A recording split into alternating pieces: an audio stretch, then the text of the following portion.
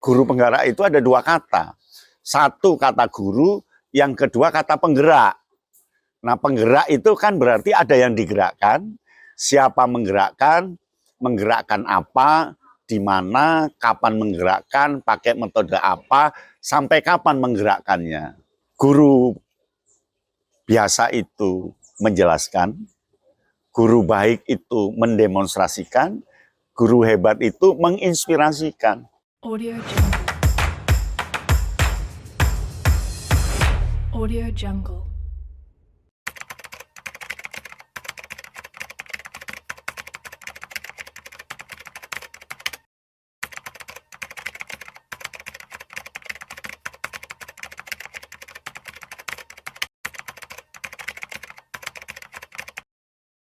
Jadi kepemimpinan itu selalu dikotomis antara yang memimpin dan yang dipimpin.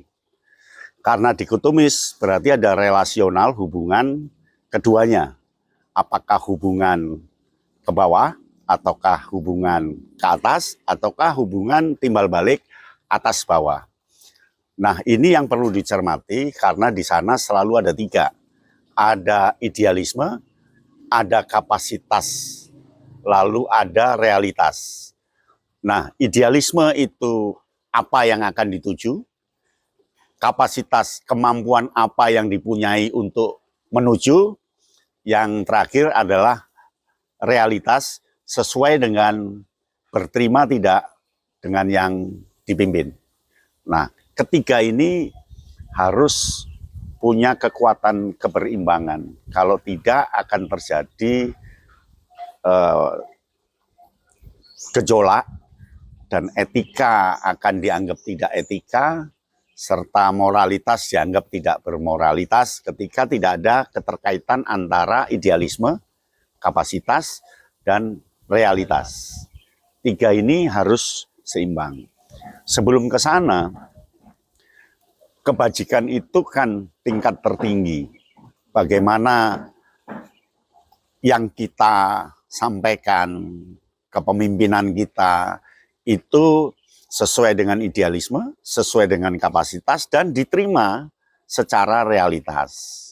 Artinya aman dari sisi moral, aman dari sisi kebajikan, dan aman dari sisi etika dari seorang pemimpin itu.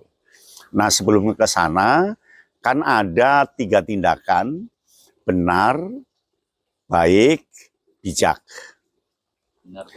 Benar, baik, bijak. Benar itu sesuai dengan aturan, sesuai dengan idealisme, sesuai dengan kapasitas, tapi belum tentu sesuai realitas. Maka benar itu geser ke baik. Jadi bagaimana kebenaran itu diolah, dikembangkan sehingga menjadi baik. Tentu ada yang ditinggalkan, ada yang dibawa. Nah, baik juga belum tentu bagus. Dia harus bijak. Artinya bijak itu ada yang harus tidak disampaikan, ada yang harus disampaikan. Nah, contohnya ketika orang berhenti di lampu merah perempatan, lalu dia hijau, lalu dia jalan, itu benar. Tapi ketika hijau ada orang tergeletak di depan sepeda motornya, dia jalan benar, tapi tidak baik. Karena ada yang sakit di situ. Lalu kamu geret ke samping, itu baik, tapi nggak bijak. Manusia kok digeret? Ya seharusnya dipapa. Jadi beda antara benar, baik, dan bijak. Nah, kepemimpinan yang sempurna itu yang bijak. Bijak itu artinya ada keterkaitan antara idealisme, kapasitas seorang pemimpin, dan realitas yang ada sehingga menjadi sebuah kekuatan, energi menjalankan program. Nah, ketika jalankan, tidak hanya pemimpin itu yang jalankan, semua anggota juga menjalankan karena berterima luar dalam pikiran dan batin yang dipimpin.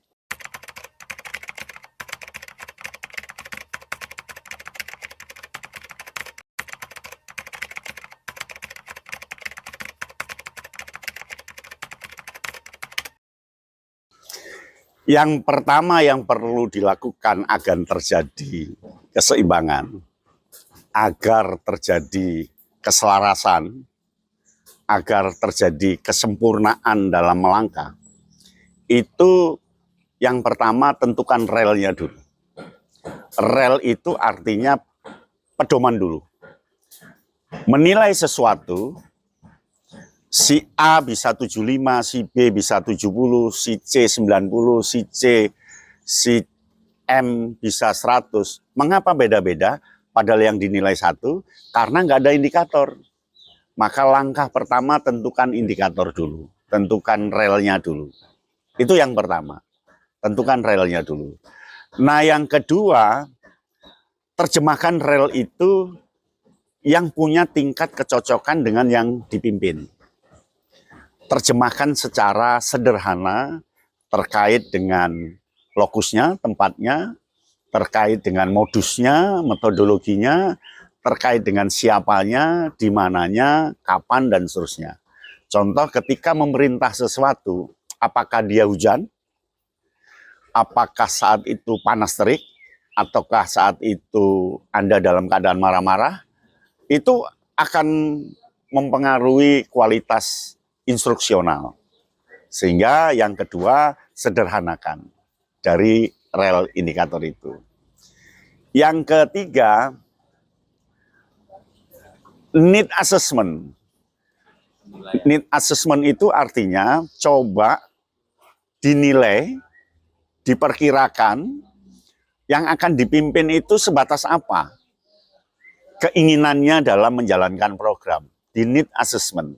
Jadi keinginan, kebutuhan peserta itu di-assessment dulu. Di-assessment dulu. Kalau sudah, tentukan mana yang paling urgen, mana yang tidak urgen, mana yang tidak perlu sama sekali. Nanti akan ketahuan. Sehingga lokus sekolah satu dengan sekolah yang lain, itu akan beda-beda need assessment-nya. Bisa berbeda, ada yang harus berangkat dari A, ada nggak usah berangkat dari A tapi langsung ke Z, ada yang berangkat dari P atau dari O, bergantung hasil need assessment. Kalau sudah di need assessment, ketahuan faktual dari realitas yang akan dipimpin, masukkan materinya. Nah materinya tentu disesuaikan dengan hasil need assessment tadi. Sesuaikan. Apakah dia, taruh saja materinya 10. Nah, menyesuaikannya bisa jadi 11, bisa jadi 12, bisa jadi hanya 5, bisa jadi hanya 2. Ini fleksibilitasnya tinggi bergantung pada hasil need assessment. Kalau sudah materi yang akan dimasukkan, muatan kepemimpinan yang mau dimasukkan, baru yang kelima, tentukan metodologinya. Metodenya apa saya nyampaikan materi yang sudah 7 ini? Metodenya apa yang ternyata 5 ini? Metodenya apa? Kalau sudah metode, yang keenam tentukan mediumnya. Mediumnya di mana ini? Oh, dalam rapat. Oh, dalam situasi non formal. Oh, dalam situasi berolahraga bareng. Oh, dalam siat. Itu medium.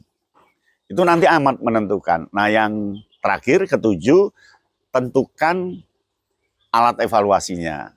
Dikatakan mimpinmu sukses itu, evaluasinya apa? Oh, ternyata ada hasil yang seperti ini. Nanti di bulan ini akan terjadi ini, di bulan ini, di bulan ini. Nah, itu yang harus dipegang pertama oleh kepala sekolah.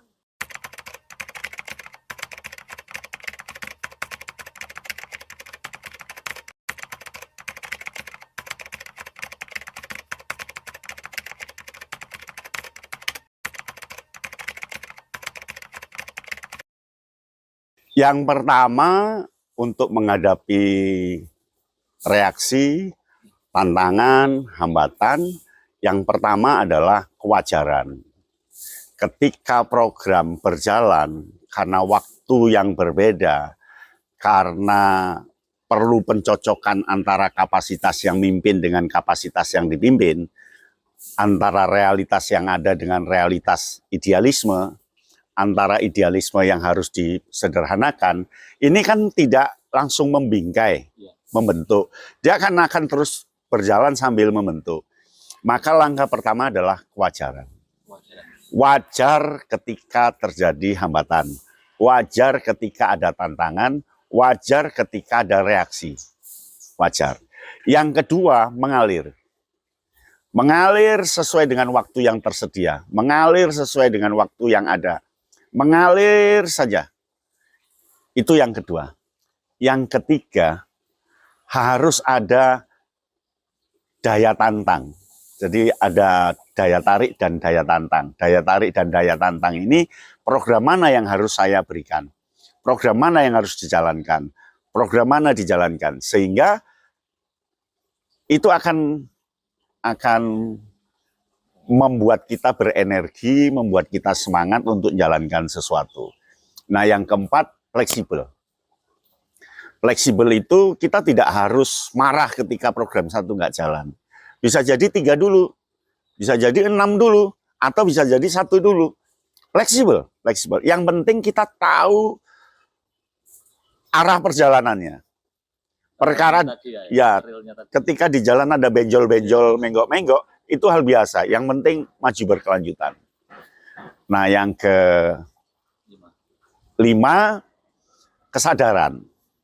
Kita harus berjiwa besar, menyadari bahwa semuanya butuh proses, semuanya butuh waktu, semuanya butuh perjuangan. Jadi harus ada kesadaran tinggi.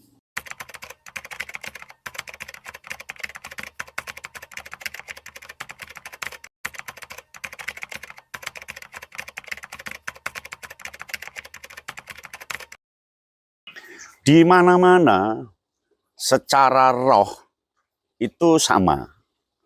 Yang beda kan wadahnya, yang beda kan strukturnya, yang beda itu bentuknya. Tapi roh kepemimpinan sama. Nah, sehingga yang harus membedakan adalah metodologinya, caranya yang harus berbeda karena tempatnya berbeda. Ketika tempat air itu botol, maka memasukkan kita harus pelan-pelan. Dengan corong gitu, pelan-pelan. Ya kan? Ketika tempat airnya ember, kan ya nggak pelan-pelan, langsung pure. Ya, ketika tempat airnya gelas, kita harus ngukur supaya tidak berlebihan. Nah, artinya airnya tetap sama. Program menuangkannya sama. Tetapi cara menuangkannya yang harus berbeda-beda. Ada yang butuh waktu lama, ada yang butuh waktu cepat, ada yang tumpah, ada yang apa, itu akan terjadi. Sehingga kita perlu menyadari bahwa bentuk bisa beda-beda, struktur bisa beda-beda, wadah bisa beda-beda, tapi rohnya sama, roh kepemimpinan. Nah, kesadaran untuk itu yang diperlukan.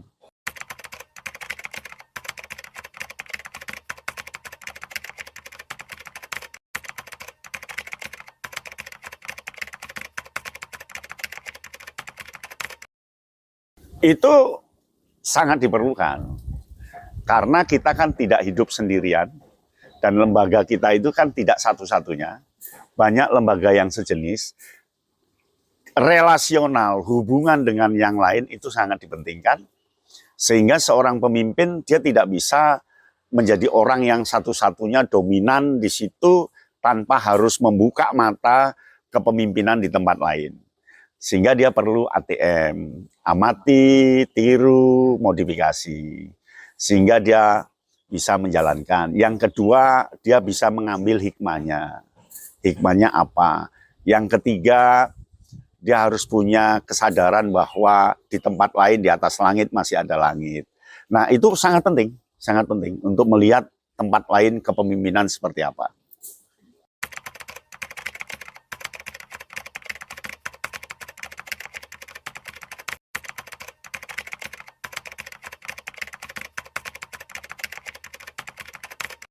Yang paling bagus itu campuran dua-duanya.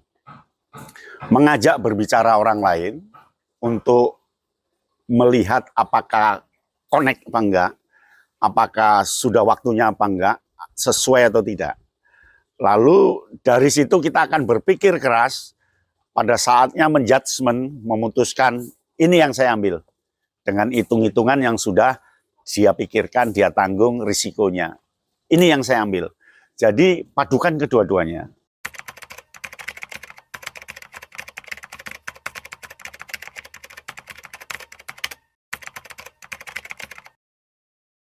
Nah, guru penggerak, dia juga harus punya kekuatan kepemimpinan. Dan yang harus menjadi pegangan guru penggerak, bahwa ilmu kepemimpinan itu menu yang harus kita nikmati. Jangan dipisahkan, umpama otoriter, laissez-faire, demokratis. Saya harus cara demokratis, tidak harus. Sekali-sekali ya bisa otoriter ketika timingnya pas. Lalu bisa demokratis, bisa laissez-faire, bergantung kebutuhan. Kan banyak orang yang menganggap otoriter tidak bagus. Tidak benar, kadang otoriter itu bagus. Demokratis juga ada yang nggak bagus juga. Dan laissez-faire ada yang tidak bagus dan ada yang bagus. Jadi kepemimpinan itu, teori yang ada di buku-buku itu menu. Ya tinggal kita mau masak apa. Ketika mau masak kangkung ya garamnya sekian, bawang putihnya sekian, cabenya sekian, kan gitu. Ketika mau masak sop ya airnya sekian, ini sekian, dominan yang mana. Kekuatan itulah yang harus dimiliki oleh guru penggerak. Karena guru penggerak itu ada dua kata. Satu kata guru, yang kedua kata penggerak. Nah penggerak itu kan berarti ada yang digerakkan, siapa menggerakkan apa, di mana, kapan menggerakkan, pakai metode apa, sampai kapan menggerakkannya. Itu ada lambang di situ. Nah guru di sini kan apakah dia guru biasa, apakah dia guru baik, apakah dia guru hebat. Kalau guru biasa menggerakkan nggak akan bisa. Kalau guru baik menggerakkan juga nggak akan bisa. Dia harus guru hebat. Guru biasa itu menjelaskan, guru baik itu mendemonstrasikan, guru hebat itu menginspirasikan. Jadi guru yang hebat, dia yang bisa menggerakkan guru lain dengan cara inspiratif. Inspiratif dari yang dia ucapkan, inspiratif dari yang dia lakukan, inspiratif dari yang dia pakai, metode apa, orang lain melihat gitu saja langsung terinspirasi. Jadi tanpa ngomong pun yang digerakkan ini jalan. Itulah guru penggerak yang hebat. Sudah paham maksudnya. Langsung paham, tanpa harus menjelaskan rinci. Nah sementara yang ada guru penggerak itu ketika berada di guru-guru lain, dia mengulangi kata-kata di PPT, PowerPoint yang diberikan oleh tutornya. Gitu. Jadi guru penggerak itu dua kata, guru dan penggerak. Guru itu artinya sosok yang dia punya 3 kekuatan. Guru itu 3 kekuatan. 1, kompetensi bidangnya. 2, cara mengajarnya. 3, kemampuan melihat siswa, kan gitu. Nah, kalau bisa dia harus sebagai guru hebat. Saya tadi mengatakan bahwa guru itu guru biasa, guru baik, guru hebat. Kalau bisa, guru penggerak itu guru hebat. Jadi dia hanya inspirasinya lah yang kuat, sehingga ini bisa penggerak. Kata penggerak di sana itu kan pasti ada siapa yang menggerakkan, siapa yang digerakkan, di mana digerakkannya, tentang apa gerakan itu, sampai kapan, pakai metode apa, caranya bagaimana, dan kekuatannya seperti apa. Begitu. Audio Jungle. Audio Jungle.